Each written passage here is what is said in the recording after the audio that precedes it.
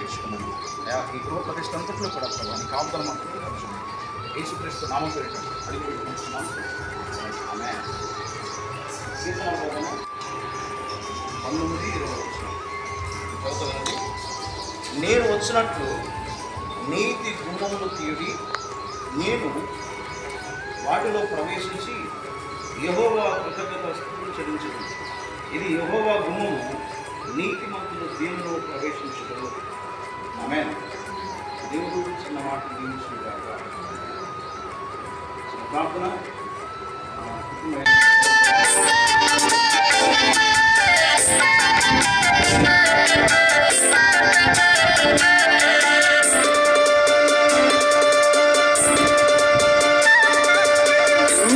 గృహము దేవాని వరము, ఈ నూతన గృహము నీ దీవెన ఫలము. నూతన గృహము దేవాని వరము, ఈ నూతన గృహము నీ దీవెన ఫలము. కురిపించు దేవా నీ ఆత్మవరములు, దీవించు దేవా మా కుటుంబము. కురిపించు దేవా నీ ఆత్మవరములు, దీవించు దేవా మా కుటుంబమును. దీవించు దేవా మా కుటుంబమును. నూతన గృహము దేవాని వరము, ఈ నూతన గృహము నీ దీవెన ఫలము.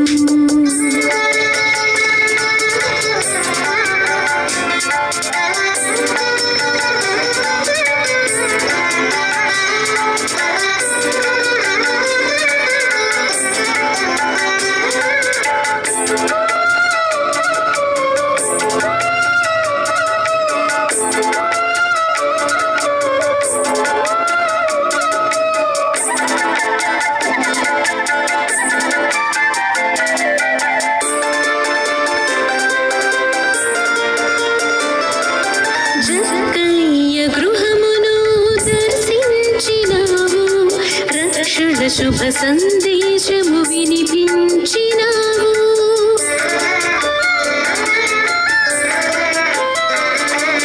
జక్కయ్య గృహమును దర్శించినావు, రక్షణ శుభ సందేశము వినిపించినావు. మా గృహమును నిత్యము దీవించు దేవా, మా ఇంటికి యజమానిగా ఉండుము ప్రభువా. మా గృహమును నిత్యము దీవించు దేవా, మా ఇంటికి యజమానిగా ఉండుము ప్రభువా. నూతన గృహము దేవాని వరము, ఈ నూతన గృహము నీ దీవెన ఫలము. నూతన గృహము దేవాని వరము, ఈ నూతన గృహము నీ దీవెన ఫలము.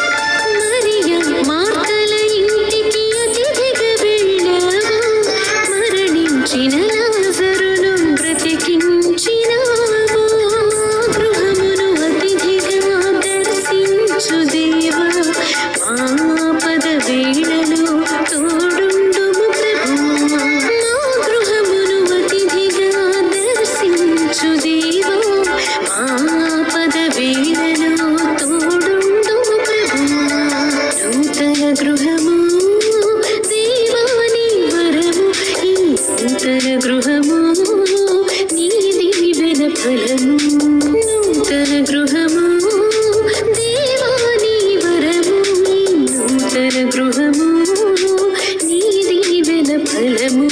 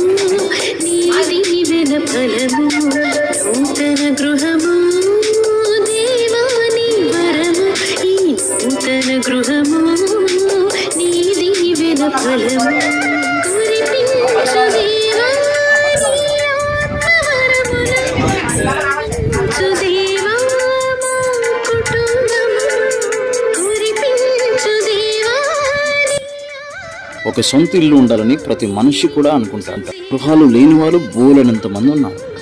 ఇల్లును కట్టి మధ్యలో ఆపిన వారు ఉన్నారు. ఈ రీతిగా గృహ ప్రవేశాలు చేసుకుంటూ సంతోషపడుతున్న వారు ఉన్నారు. గృహం లేదని బాధపడకు, ప్రార్థన చేయి, తప్పకుండా ప్రభు ఇస్తాడు. ఈ లోకంలో కట్టుకున్న గృహాలు ఏదో ఒక రోజు శిథిలమైపోతాయి. మనిషి శరీరమే ఒక గృహము, అవే పరలోకంలో ఉండేవి. చాలా ఓపికగా ఈ వీడియో వీక్షించినందుకు మీకు హృదయపూర్వక ధన్యవాదాలు. అందరికీ వందనాలు.